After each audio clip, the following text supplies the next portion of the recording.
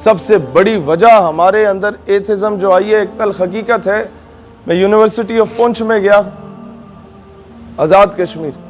ادھر خطاب کرنے کے بعد جب میں راولہ کوٹ کے ایریے میں پھر رہا تھا تو مجھے وہاں کے لوکلز جو اسٹوڈنٹ لیڈرز ہیں انہوں نے کہا کہ یہاں کچھ مسجدوں میں کے باہر جو یہ کامنسٹ ہیں یا ایتھسٹ ہیں جو فورن فنڈڈ ہیں، ان کو کشمیر پہ انویسٹ کر کے ان کو خریدا گیا کہ کشمیر میں آپ نے ایتھزم پھیلانا ہے. جب لادینیت آ جائے گی تو یہ قوم پرستی کی طرف چلے جائیں گے، قوم پرستی کی طرف چلے جائیں گے تو وہ کشمیر اور پاکستان کا جو ایک روحانی رشتہ ہے وہ آٹومیٹیکلی ٹوٹ جائے گا، کیونکہ وہ تو ہے ہی کلمہ طیبہ کی بنیاد پہ. میں نے کہا وہ پھیلتا کس طرح یہاں پر ایتھزم؟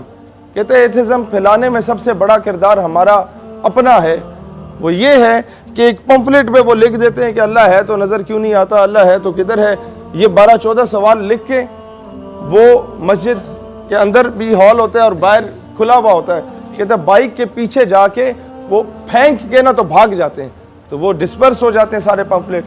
جو مقتدی میں سے کوئی یونیورسٹی کا بچہ اٹھا کے امام صاحب کے پاس لے جاتا ہے، امام صاحب کہتا ہے یہ زندیق ہے، یہ فاسق ہے، یہ فاجر ہے جس نے بھی دیے.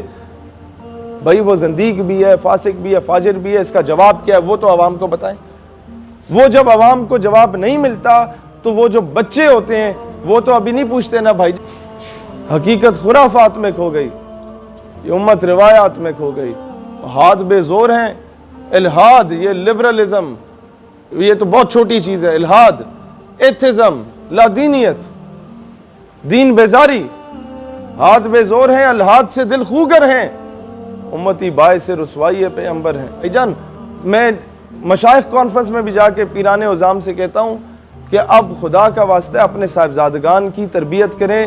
جیسے حضور ضیاء الامت پیر کرم شاہ الازہری رحمۃ اللہ علیہ بغیر بلائے مہمان چلے جاتے تھے عرسوں پہ، اور جب خطاب کا موقع، ظاہری سی بات ہے معتبر شخصیت تھی، لوگ دے دیتے تھے، تو وہ مریدین کے سامنے پیر صاحب سے کہتے تھے ہاتھ جوڑ کے کہ اپنے بچے میرے حوالے کرو، 2-4 جماعتیں پڑھ لیں گے تو کل کو کوئی شرعی مسئلہ سمجھا دیں گے، نہیں تو پنڈ دیہات میں تو لوگ ان کے گوڈے گٹے چوم لیں گے کہ پیر صاحب تشریف لے آئے ہیں. شہر میں جائیں گے، کسی یونیورسٹی کے بچے نے کوئی شرعی مسئلہ پوچھ لیا تو وہ آگے سے یہ جواب دیں گے کہ میرے دادے نے پھونک ماری تو 6 جن اڑ گئے. تو ابھی لوگ یہ چیزیں نہیں ایکسیپٹ کرتے. یہی وجہ ہے کہ ہر مسخرہ جو ہے وہ اٹھ کے پیر بنا ہوا ہے. یہی وجہ ہے کہ ہر 3rd کلاس آدمی اس نے مذہب کا لبادہ اڑا ہوا ہے. اور جو لوگ حقیقی معنوں میں معذوری کی حالت میں بھی ختم نبوت پہ پہرا دیتے رہے ہیں، ان لوگوں کو نظر انداز کیا گیا ہمیشہ سے. لہٰذا ہم لوگوں نے ان لوگوں کی قدر نہیں کی، ظاہری سی بات ہے. اب آگے آپ کو میں بتاؤں کہ ان ڈومینز میں کام کرنے کی ضرورت کیسے ہے. سب سے پہلے کسی پڑھے لکھے عالم کے پاس جائیں، انہیں کہیں حضرت ہمیں ایک پمفلٹ پہ ختم نبوت صلی اللہ علیہ وآلہ وسلم کے دفاع میں ایک پورا نوٹ لکھ دیں قرآن و حدیث کی روشنی میں، یا ہمیں بتا دیں، ہم اپنے علماء ونگ سے ریکویسٹ کر کے کروا دیں گے. اور وہ آپ اگر وہ علماء کہتے ہیں کہ اگر آپ نے حضور علیہ السلام کی ذاتی خدمت کرنی ہے تو آپ ختم نبوت کا کام کریں. آپ منیمم جو کام کر سکتے ہیں وہ یہ کر سکتے ہیں کہ کالجز یونیورسٹیز کے باہر وہی پمفلٹ فوٹو کاپی 1000 روپے تو ہر بندہ انویسٹ کر سکتا ہے نا دین کے لیے، وہ آپ 1000 فوٹو کاپیاں کرائیں، ہر یونیورسٹی کالج کے باہر کھڑے ہو جائیں، پینٹ کوٹ پہن کے ٹائی لگا کے کھڑے ہو جائیں تاکہ انہیں آر محسوس نہ ہو کہ پتہ نہیں کون اٹھ کے آ گئے. آپ نے کہا hello sir, how are you, fine, یہ جی یہ it's a gift from my side, اسے پڑھیے گا. کیا موت پڑتی ہے؟ نوکری حاصل کرنے کے لیے بھی تو پینٹ کوٹ ٹائی لگا کے پہنچے ہوتے ہیں نا کہ صاحب میں آپ کا بڑا نوکر ہوں، بڑا وفادار ہوں، سر میں آئی کم ان. تو یہ کام بھی کر سکتے ہیں، حضور کے لیے بھی کیا جا سکتا ہے. اقبال کو تو موت نہیں پڑی تھی مغرب میں جا کے وہ پیغام دینے میں، قائد اعظم کو تو موت نہیں پڑی تھی وہاں جا کے یہ پیغام دینے میں، لیکن ان کے کلچر میں سے اگر کسی پینٹ کوٹ کو پہن لیا تھا اس کا مطلب یہ نہیں تھا کہ غلامی کو اپنا لیا. وہ ایک آنکھ والی اینک ٹائپ پہنتے تھے قائد اعظم رحمۃ اللہ علیہ. تو دوران خطاب وہ گر گئی تو انگریزوں نے ابھی شور مچانا شروع کر دیا جو سامنے بیٹھے ہوئے تھے کہ اب یہ جھکے گا اور اٹھائے گا، اور اس طریقے سے جو کبھی نہیں جھکا ہمارے سامنے اسے جھکنا پڑے گا. قائد اعظم نے جیب سے دوسری نکال کے پہن لی. یہ ہوتی ہے دور اندیشی، یہ ہوتی ہے لیڈرشپ. قائد اعظم رحمۃ اللہ علیہ جب اس دور میں انہیں کہا جاتا تھا نا کہ کہ یار یہ اتنا سا پاکستان ہے، پورا اکھنڈ بھارت ہے، اس کے 2 گورنر جنرل بنا لیتے ہیں، 2 وزیر اعظم بنا لیتے ہیں، ایک نہرو ہو جائے گا، ایک آپ ہو جائے گا. تو قائد اعظم جیسی شخصیت جواب دیتی تھی کہ my lord I didn't came here to sell my nation, میں ادھر اپنی قوم کا سودا کرنے تو نہیں آیا. انہیں پتا تھا کہ میں تو ابھی وزیر اعظم کے وزارت عظمیٰ کے منصب پہ فائز ہو جاؤں گا، لیکن میرے بعد تو لوگوں نے آپس میں ایک دوسرے کے گریبان پکڑنے، میرے بعد تو لوگ ایک دوسرے کو مسلمان تسلیم نہیں کریں گے، اور جو بنیا ہے وہ ہم سب کو مسلمان ہونے کی حیثیت سے آ کے کچل دے گا. ہوئی تو وجہ تھی کہ خواجہ قمر الدین سیالوی رحمۃ اللہ علیہ جیسی ہستیاں جو ہیں وہ قائد اعظم کے ساتھ چلی تھیں. پیر جماعت علی شاہ رحمۃ اللہ علیہ، مانکی شریف، زکوڑی شریف، پیر پگاڑا، یہ کیا نظر آیا تھا ان میں؟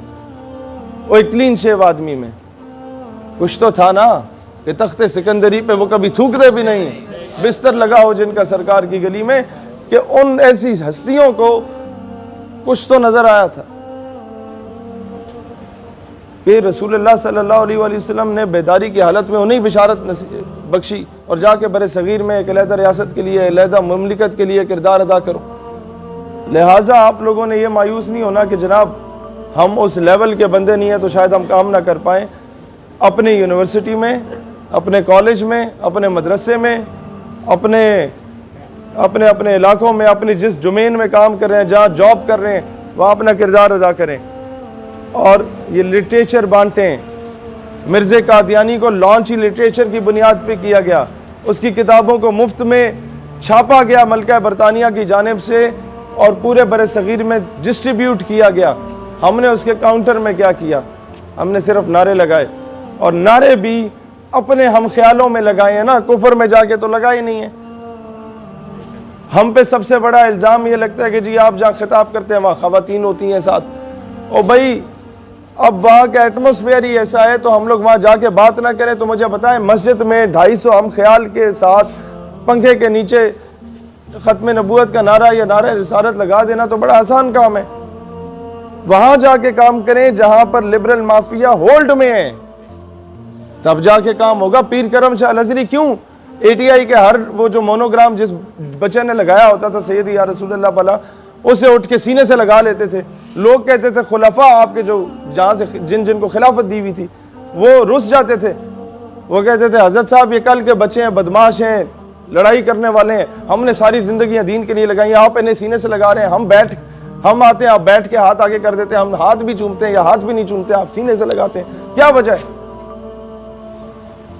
انہوں نے یہی جواب دیا کہ یہاں میرے ساتھ بیٹھ کے دربار پہ نعرے لگانا اور ہے، کالج یونیورسٹی میں جا کے نعرے لگانا اور ہے. سیدی مرشدی سیدی مرشدی